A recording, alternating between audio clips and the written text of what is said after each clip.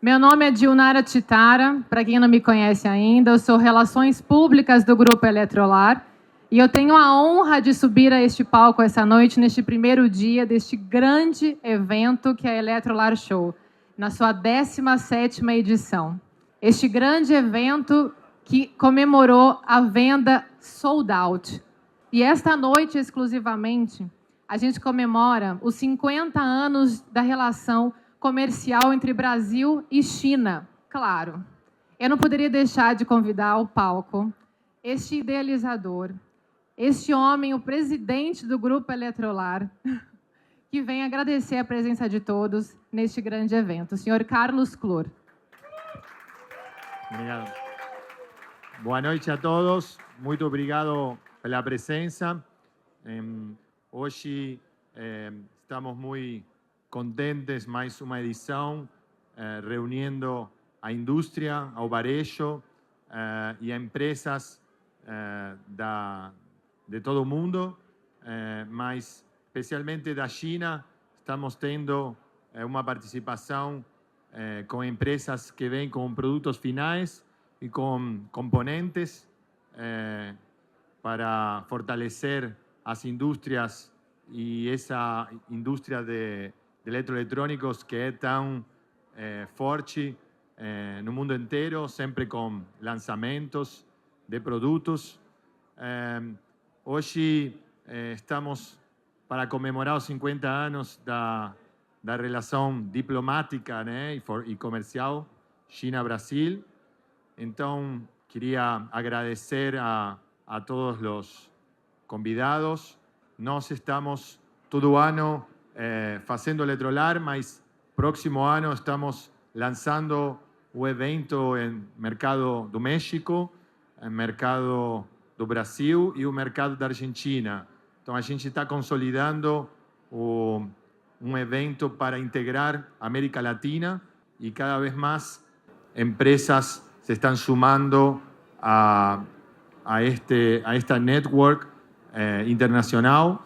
E hoje decidimos comemorar os 50 anos de Brasil-China por causa dos convidados, empresas chinesas, e também a força que tem para Brasil-China, né, o que representa hoje, tendo um recorde de vendas de mais de 100 bilhões de dólares em negócios, dando um superávit para Brasil, que mais de 30% do superávit é através da parceria com a China.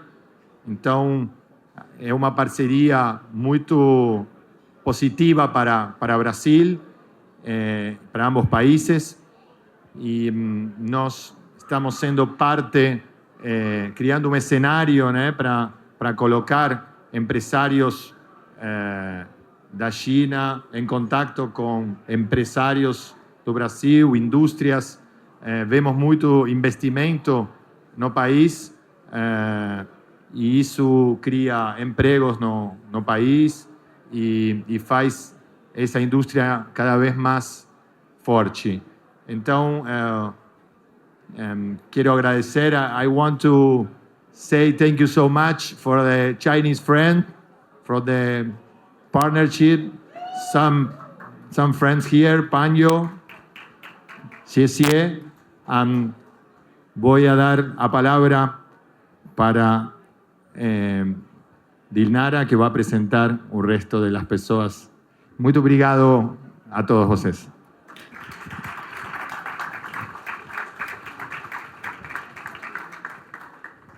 Agora eu gostaria de convidar ao palco o presidente do Ibrei, Mauricio Prazac, para dar a sua palavra sobre este grande evento. Por favor, Maurício.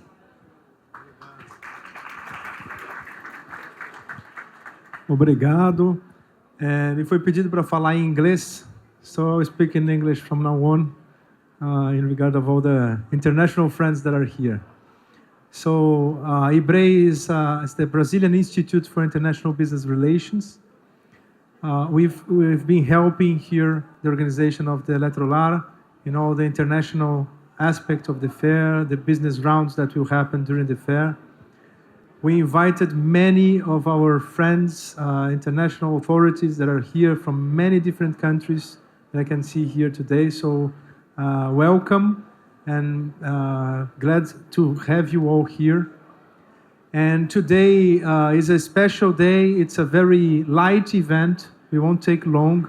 It's an event that the proposition is for us to get together and to network and to meet each other. You have friends from many different countries here. So we chose two special people to talk to you today briefly. One of them is our dear friend Daniel Lau, that I'll call soon here to the stage. He's our institutional ambassador at Ibrei for China. He knows a lot about the relationship between these two markets. He was going to talk a little bit about how it's been happening for the past 50 years. And we also have the honor to have here Mr. Joaquim Levy. Joaquim Levy was a former financial minister of our country. He is now the chief economist of one of the main banks that we have here, which is the Safra Bank. And so it's a great honor to have Mr. Levy also here with us. So with no further delays, thank you very much for your presence here. Be welcome, enjoy the fair, and I'll pass the floor to you again. Thank you. Obrigada, Maurício. Thank you, Maurício. Agora a gente vai ter uma breve apresentação do Daniel Lau, que é embaixador institucional do Ibrei para a China. Ele vai falar um pouquinho sobre a importância dessa relação comercial entre Brasil e China. Daniel Lau, por favor, o palco é todo seu.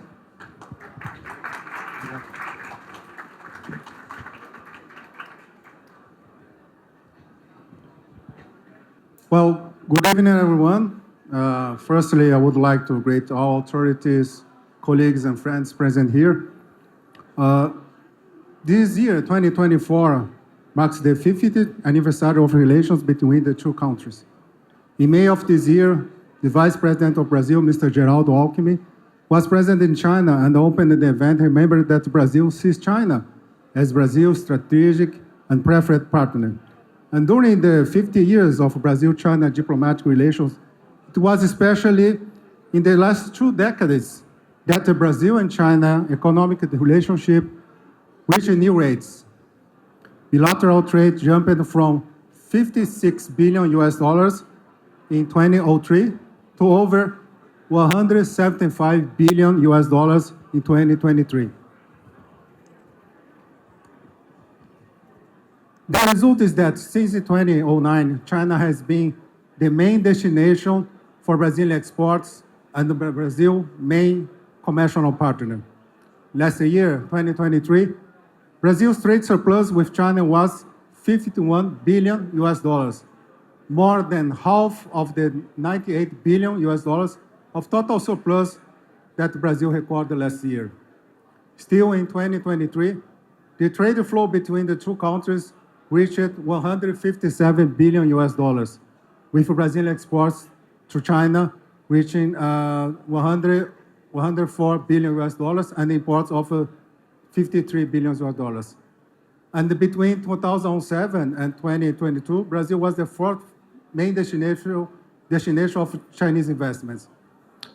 We can see that the relationship between Brazil and China over the last 50 years has been very positive. Looking to the future, it will generate even more results for Brazil and China. There is a still large window of opportunities for both large companies, medium companies, size, and small companies, where we have great potential to further increase bilateral trade and investment. I would like to present some very interesting Chinese themes that show the past, the mix of the past and present.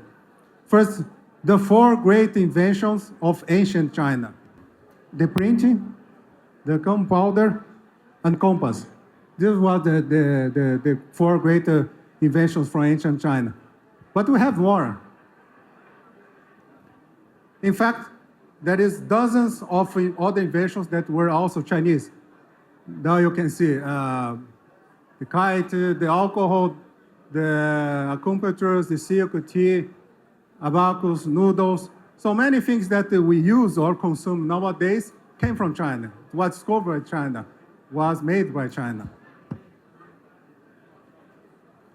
And more recently, another invention from China that spread over the world is the 11.11. It's the Singles Days in China. What's the Singles Days in China? Just for you to have an idea, some people can try to compare with the Black Friday in US, but it's much more larger. If you see, only one day in the 11.11 in China, it sells more than whole digital commerce in Brazil in 1 year. So this is a big remark from the 11.11. And if you also compare with the Black Friday event in US, is that only the one day, November 11th, you have more revenue generated than the Black Friday, Cyber Monday, Thanksgiving Day, Small Business Saturday, altogether. It shows that nowadays we have more than $75 billion generating only one day. So this is something that is very interesting because what's the difference between the 11.11 than the other formats like Black Friday or we have here in Brazil? Is that November 11, it started digitally instead of Black Friday that started in the retail, in the physical stores. That makes all difference. And nowadays in the 11.11, you have the launch of new products. It actually became a show. So this is something that China, in the future, we will see that China created 11.11, and they will see together with the other inventions from China. Now, just a piece of Chinese business etiquette. There is many topics, but I would like to share one of very important is the guanxi. The guanxi is the network that you have with your friends, we have it with your clients, you have it with your colleagues. But in Chinese business etiquette, the network is more than you know the people that belong to the network.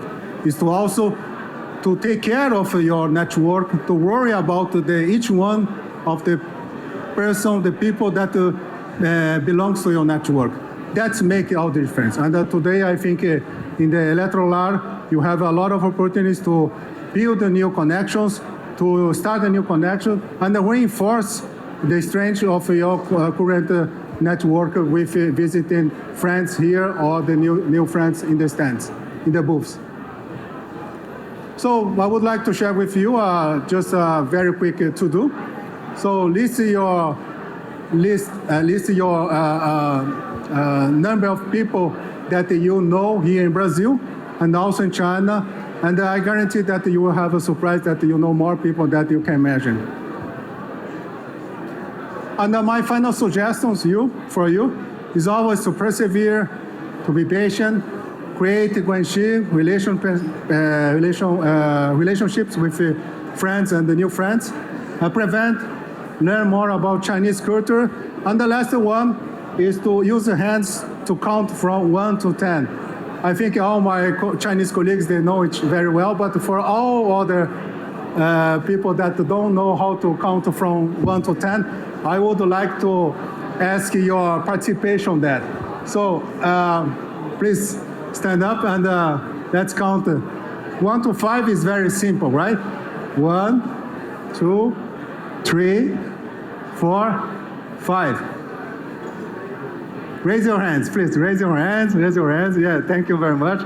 And how to count 6 to 10 in one hand? That's the magic, huh?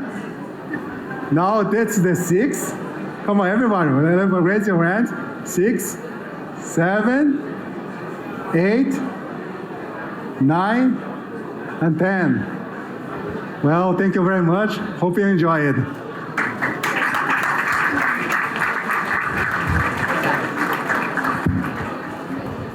Muito obrigada, Daniel. Agora eu sei contar até 10 em uma mão só.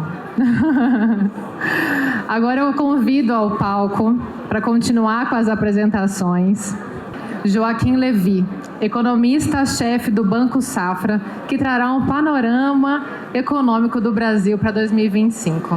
Por favor. Obrigado.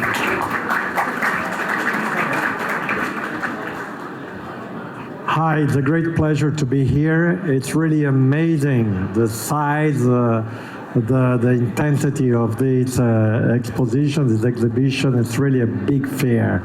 And we're so glad that we have hundreds and hundreds of companies here, and many of them from China, many of them from our neighbors in Latin America, because really the best way to increase welfare and knowledge is through trade and through, like Lau just mentioned, the guanxi, the connections, and being together. I think that for Brazil is a great opportunity also to open the doors. You know that the more an economy really looks outside, the better.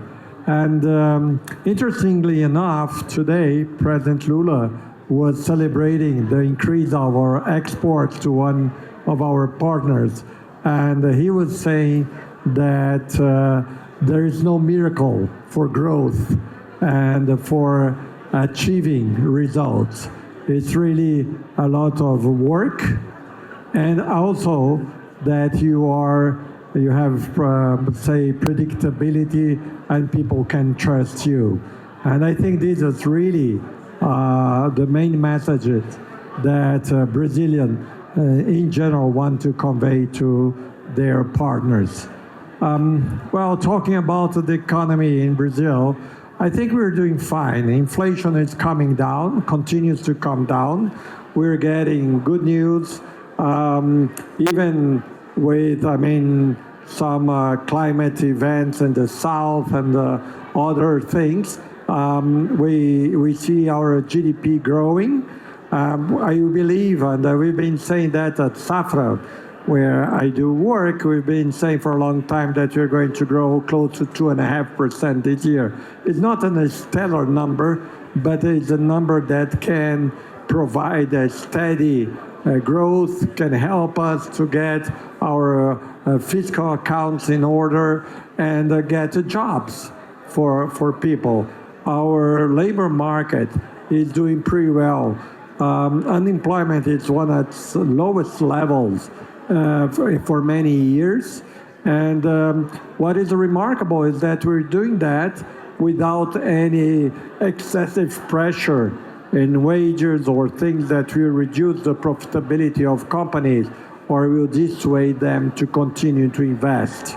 Private investment is the key to sustainable growth, and I think the opportunities for that in Brazil keep only growing. And in this aspect, the partnership with China, I would say it's boundless. There's so many things that we are already doing together that we can do together. When you think of all the renewable energy, we have a tremendous partnership in solar, now increasingly in wind power, where we continue to work with European partners more and more. We also have Chinese manufacturers, including willing to come here and participate in this industry. Brazil has, as everybody knows, a very clean energy matrix. Electricity more than 90%. But even when you include mobility, when you include companies, it's well ahead any other country in the world. But what is interesting is that China is also making tremendous strides. And again, it's the partnership in the all electrical sector, including in the grid, really opens new possibilities for Brazil, not only to become ever more clean with a lower cost, but also to produce things that you help other countries also to become cleaner. So what do you see in a world that now has so much uncertainty, so many unexpected things happening, and sometimes even confusion?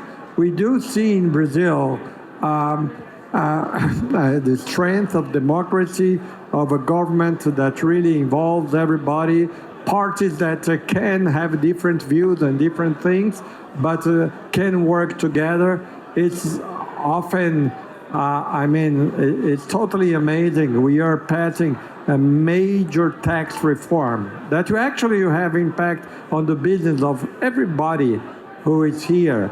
And we're doing this through the dialogue and by bringing people with different views together to work together and to transform our economy. The tax reform will make things much simpler, will make things more equitable across sectors, and very importantly, we just heard this from the IMF last week, that will increase the efficiency and the productivity of our economy, which means more growth, more jobs, more opportunities for people. So this is really the reality we're living, with challenges. We still have poverty, we still have a lot to do in terms of education, even in terms of health, although you have a great public health system that made a huge difference. For instance, during COVID, there are things that can be improved. But we are very confident that our private sector has the power, has the ability, has the willingness, the innovation capacity to really continue to grow. And when I see all these stands here, I get ever more confident. It's very interesting. Last year, we made a very simple chart. I'm not going to change here, but you can imagine it, which is the following. Anytime you see the interest rates coming down because inflation came down, we see sales going up. And what you have said, this is the average, this is a pattern, a statistical pattern. And what is interesting that this time we are again seeing that. So we've been seeing, for those who follow the consumption survey, a pesquisa mensal de consumo, né? PMC, we see it growing month after month and after month. And people are even saying that our consumption this year may grow up to 4% relative to last year. We are a little bit more, conservative. You do see, we've been very confident that you grow 3%. But people were very skeptical a few months ago, but now they're saying that maybe it will be even 4%. With the help of credit, with the help of good levels of employment, and with the help of lower inflation, which means it's a healthy growth of consumption, it's a healthy growth of our economy. And then when you look forward, what you can think, we see our economy growing. Agriculture this year, you produce more than last year. And you're going to sell more, sometimes at a slightly lower price because prices go up and down, but when you think about volume, we're going to export more this year than last year, which was more than the previous years and so on. And so that means that Brazil continues to feed the world, and this is very important. I remember a former Minister of Agriculture that you never tire to say that when you provide food, you are working towards peace, because food means peace. And the ability to work together with China in this international trade with food is just fantastic. And we're seeing that also in a number of other areas. We're seeing the transformation, our mobility in Brazil, again in partnership with China. So what I can say, our external sector continued to be very strong. We're going to have a trade surplus this year, probably around $80 billion.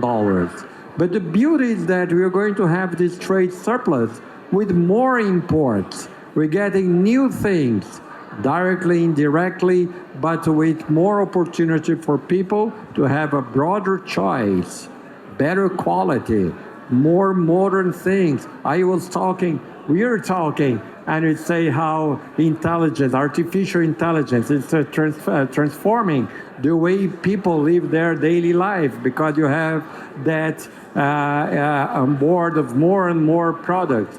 And this is also good, because when you have these things in our consumer problem, usually you're saving energy. Things work better, they reflect your pattern. Things do not be running when they are not needed, and this is good, it is sustainable. So we're happy with that.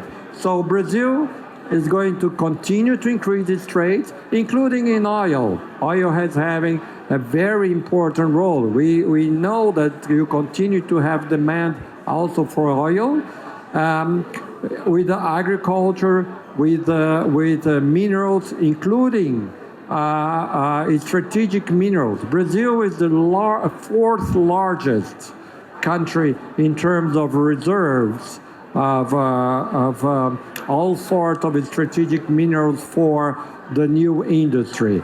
But so far you have not explored very much of that. But people have realized you have lithium, you have cobalt a little bit, we have niobium, and so on.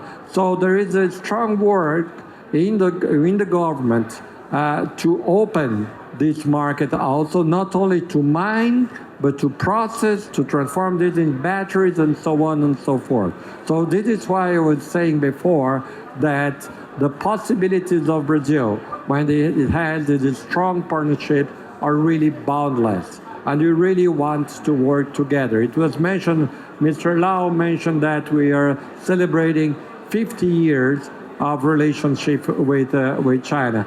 We actually, of course, we had a much longer relationship with China, not the least because of our Portuguese history, but we look forward to have a deeper relationship with China. I was in Shenzhen last year, after a few years that I had not been able to go to China, and it was just amazing. Of course, for someone from Brazil, and in particular, I'm from Rio, going to Shenzhen is a little bit more tropical. It's very nice to be in the north of China, but in Shenzhen you feel even more at home.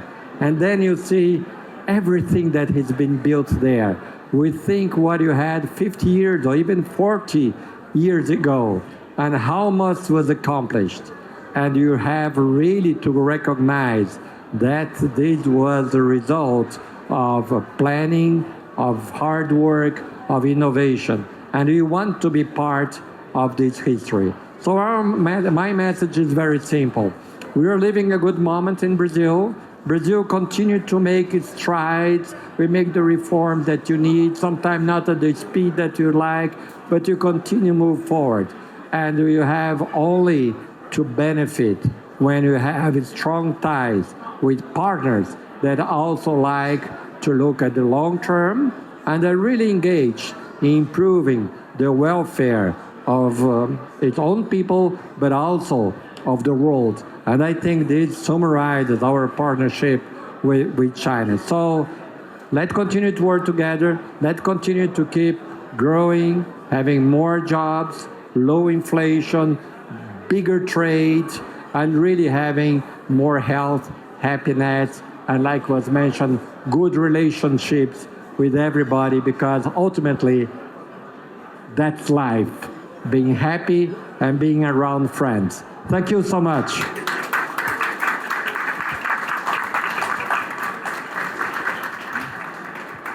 Muito obrigada. Bom, a gente já entendeu o recado. A good relationships, um bom relacionamento.